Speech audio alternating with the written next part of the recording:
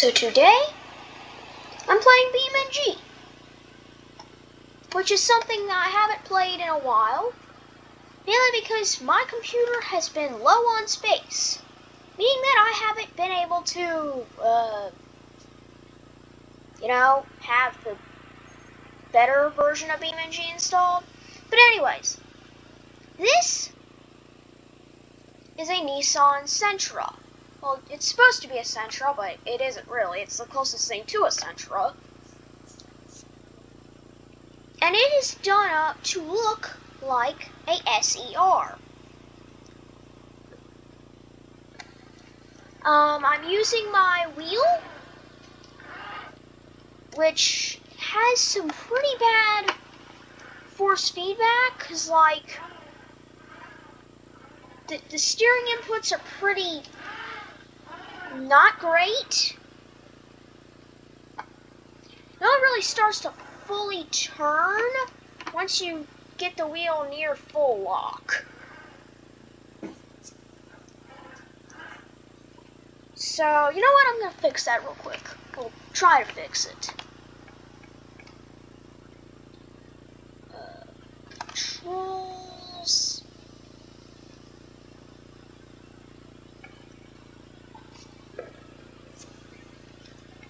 Force feedback. Oh, nope, didn't want to do that. Just want to.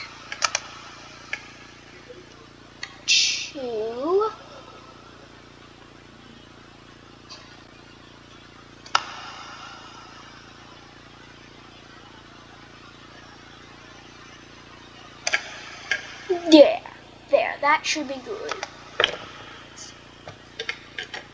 Let's see, is the steering more responsive? Oh, it's responsive. Ish. It could definitely be more responsive. Let me see if I can get more responsive.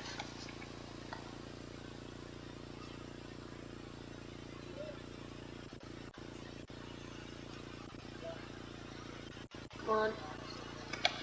Alright, force feedback.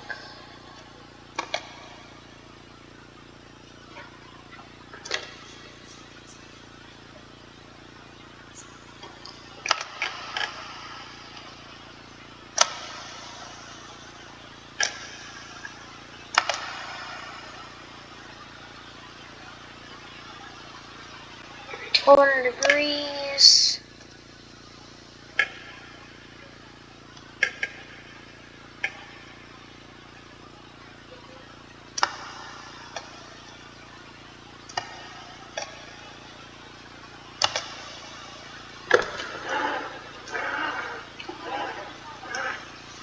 Alright, that should be good for now.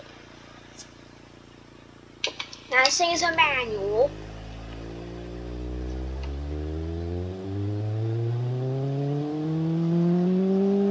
Now I do have to do the shifting myself.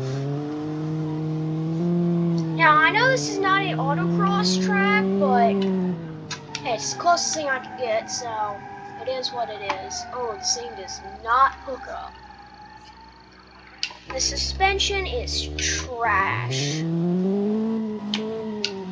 Suspension on this thing is absolute rotten garbage.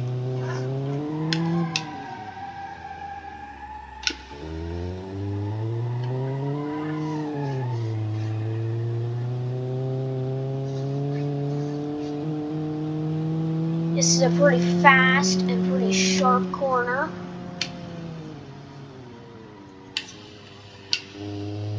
And I way overbraked. I don't know what the parking brake keybind is, or the handbrake keybind, so yeah, I don't have a handbrake, which will probably be very helpful. Alright, another very fast, somewhat sharp corner. Look at that, four-wheel drift.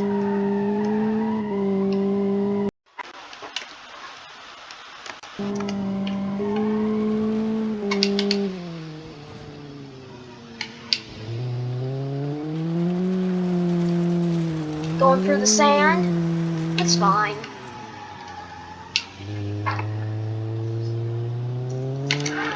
I have to use my keyboard parking brake.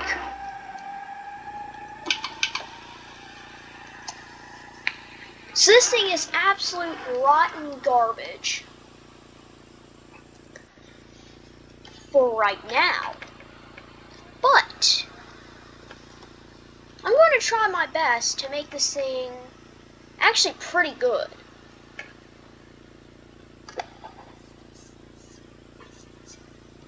It may not seem like a good race car, but it will by the end. Also, you might be wondering, why a Sentra?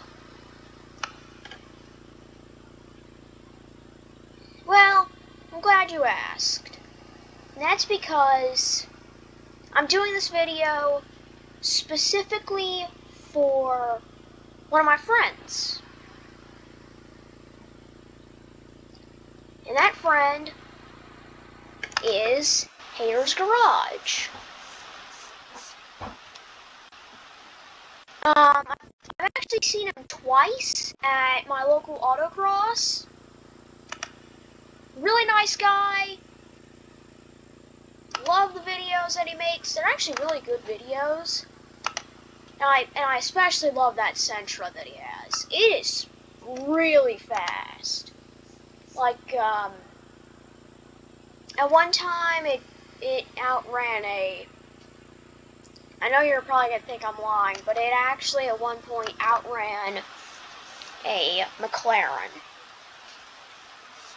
Yeah, it outran a McLaren. Oddly enough. But anyways, I have some new wheels and tires on this thing, so it should grip up real good. So yeah, racing tires and some better wheels. But that doesn't help the fact that it still has stock suspension. But it does hook up better. Just as I say that, it is absolutely roasting tires and sliding all over the place.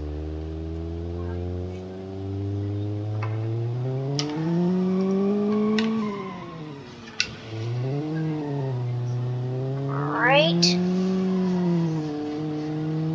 Going into this very fast and very sharp corner. 55 miles per hour into it. Slow way down. Not the first time I have.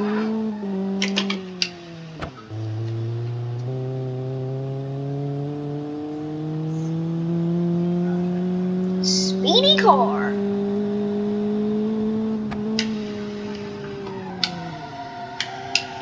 Absolutely sent it into that corner. Come on. I'm just gonna absolutely send it. Oh yeah.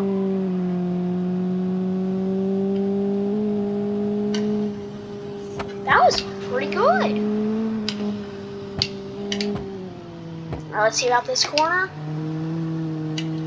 Oh. Okay, that got a little sketchy. I think I might have just saw one of the rear wheels come off the ground. Send it. Okay, that didn't work as I was hoping for it to.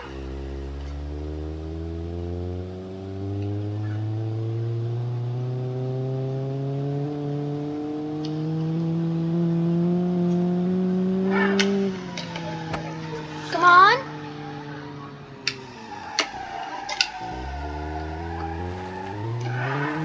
Okay, that wasn't supposed to happen.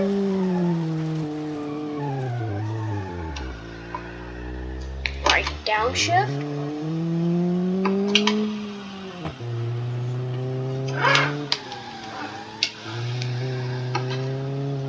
Unexpected and unnecessary detour, but it's fine.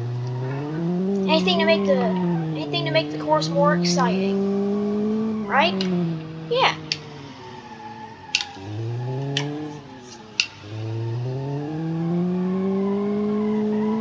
Okay, I think this is a section made for drifting, not for autocross.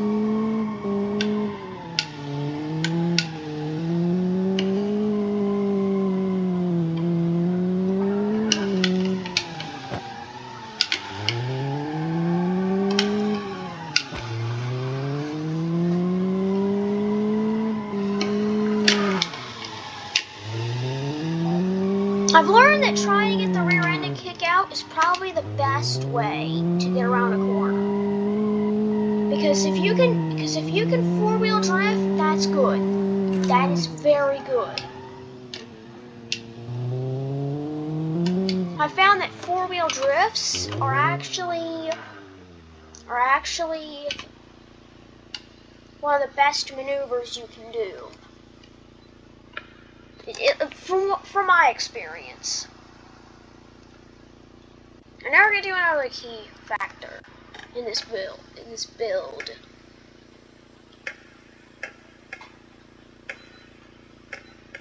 My thing will load.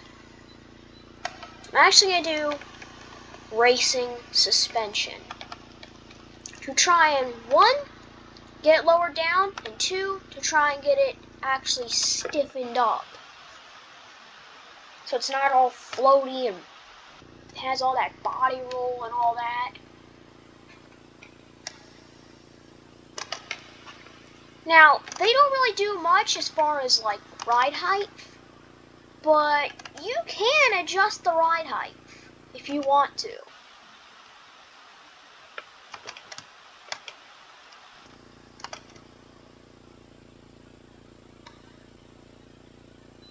Which I'm not really going to worry about adjusting ride height yet, but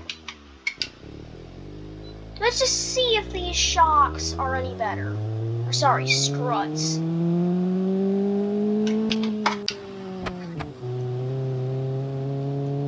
Also, I cut the exhaust off to try and make it louder. Well, it isn't any louder, but it does backfire.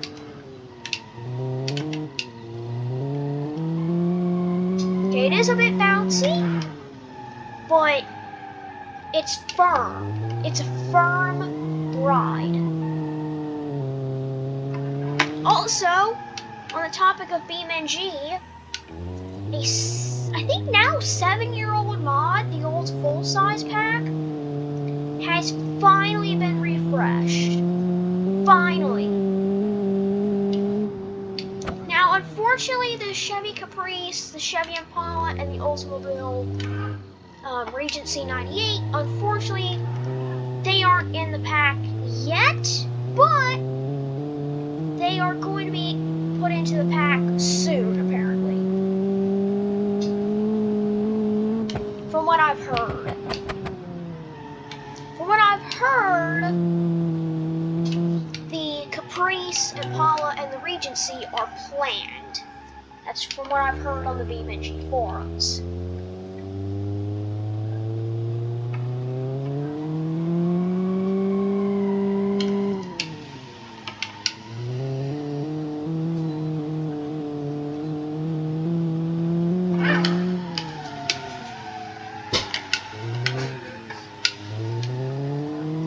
Oh, dude, this thing is a good car.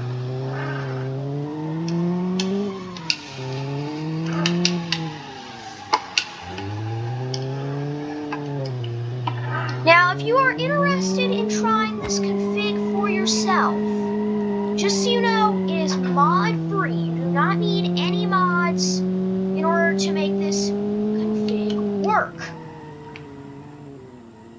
It is for the Pessima only, specifically the 2nd generation Pessima. Now, I am using a version pre-Pessima revamp, but it should work for the revamped Pessima too, so yeah.